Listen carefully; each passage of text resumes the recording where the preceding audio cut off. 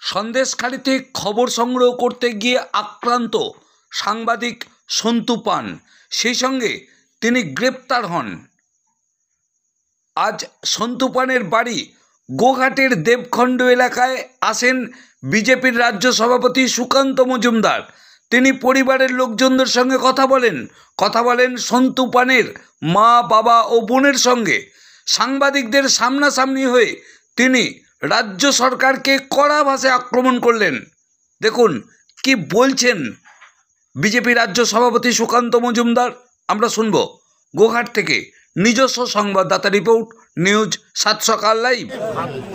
দেখুন, প্রথম থেকে জবে থেকে এই রাজ্য সরকার ক্ষমতায় এসেছে, যখনই কোনো রাজ্যে নারী ধর্ষিতা হয়েছে তখন থেকে রাজ্য সরকার এটা ঘোষিত স্ট্যান্ড।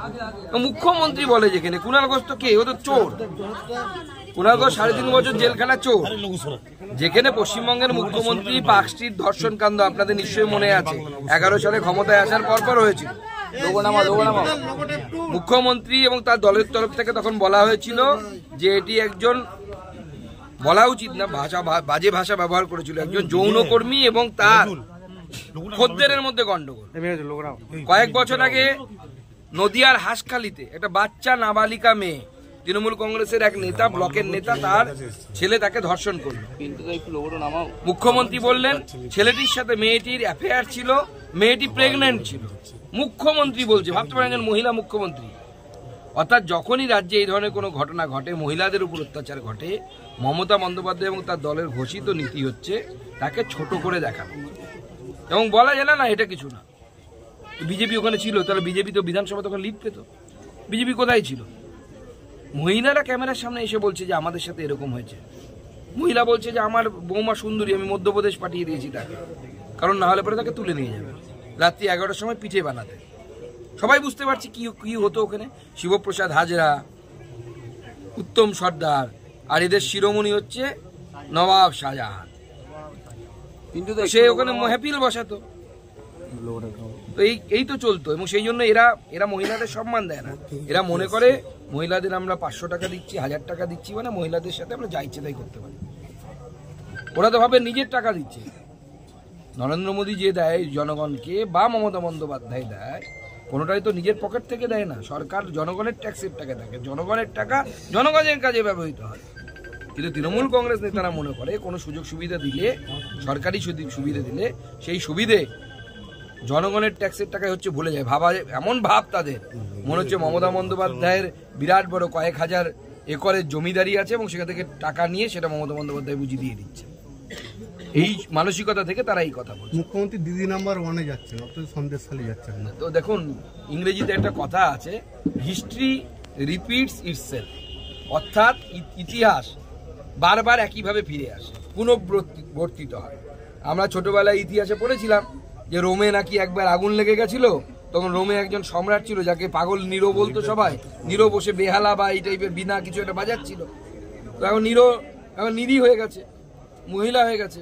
সন্দেশখালীর মহিলারা জ্বলছে, মুখ্যমন্ত্রী দিদি নাম্বার 1 হচ্ছে, শুটিং করছেন মেকআপ করে। সন্দেশখালী কাণ্ডে, গণধর্ষণ কাণ্ডে দ্বিতীয় এফআইআর, আরও একজন মহিলা নির্যাতিতা এফআইআর করেছেন শিবু হাজরা, ভানু মণ্ডল, আমির আলী গাজী, এই 3 জনের বিরুদ্ধে। আজ গোপন জবানবন্দিও দিয়েছেন। দেখুন, তৃণমূল কংগ্রেস প্রথম থেকে বলছিল যে কোনো ধর্ষণ হয়নি, এখনো কুণাল ঘোষ বলছে কোনো ধর্ষণ হয়নি। অথচ ওই তৃণমূলের পুলিশ একজন মহিলাকে দিয়ে এর আগে 164 করিয়েছে। সেই মহিলার ভিডিও দিয়ে দিয়েছিল। তারপর আমি কেন্দ্রীয় মহিলা কমিশনকে লেখার পর কলকাতা পুলিশ ওই ভিডিও ডিলিট করেছে, কারণ কোনো ধর্ষিতা মহিলার ছবি আপনি দিতে পারেন না।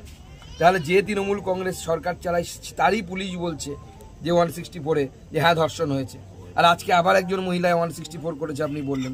তাহলে 2 জন মহিলা অন্ততপক্ষে চিঠি লিখে বা ম্যাজিস্ট্রেটের কাছে 164 করে বলছে যে আমরা ধর্ষণ হয়েছে আমাদের। তাহলে কে সত্যি কথা বলছে? প্রথমে আপনারাই বলছেন ধর্ষণ হয়নি, পরে এখন সেই ধর্ষণের চার্জে শিবু হাজরাকে পুলিশ তো অ্যারেস্ট করেছে, পশ্চিমবঙ্গের পুলিশই তো অ্যারেস্ট করেছে, মমতা বন্দ্যোপাধ্যায়ের মমতা পুলিশই তো অ্যারেস্ট করেছে। তাহলে সত্যিটা কি? দুরকম কথা তো আপনারা বলছেন। 420-টা এরকম দুরকম কথা বলে। কোনো ভালো মানুষ এরকম কথা বলে? ভদ্রলোকের এক কথা আমরা বাংলায় বলি। তো তো আপনারাই তো দুরকম কথা বলছে তৃণমূল কংগ্রেসের সঙ্গে। আজকে সন্তু পানের বাড়ি এলেন, কি বললেন? দেখুন, পরিবার বিশেষ করে মা অত্যন্ত ভেঙে পড়েছে, পরিবারের অন্যরা সবাই শক্ত আছে এবং সবাই যা বললো সন্তু ছোটবেলা থেকে খুব লড়াকু ছিল। এটা সন্তু বলে নয়, সন্তু জায়গায় অন্য কেউ হতে পারে। আজকে সন্তু হয়েছে, কালকে ময়ূক হবে, পরশু সুমন হবে, তারপরে হয়তো অমৃতাংশু হবে, নামটা হয়তো পরিবর্তিত হবে, কখন হয়তো মৌপ্রিয়া হবে। কিন্তু সরকারের এই যে মানসিকতা, জমিদারি, আমি জিতে এসেছি মানে আমি যা ইচ্ছে তাই করতে পারি, আমার বিরুদ্ধে কিছু লেখা যাবে না, আমার বিরুদ্ধে কিছু করা যাবে না, এই জমিদারি মানসিকতার অবসান হওয়া প্রয়োজন। আমি পরিবারের পাশে দাঁড়িয়ে বলেছি, পরিবারের পাশে শুধু নয়, সমস্ত যারা সাংবাদিক বন্ধু আছেন আপনারা, তাদের সকলের পাশে আছে।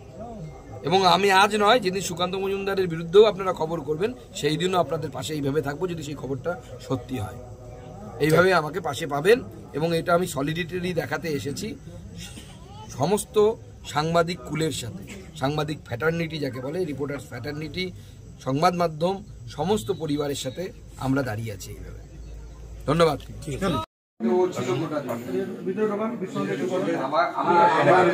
সামনে আসুন।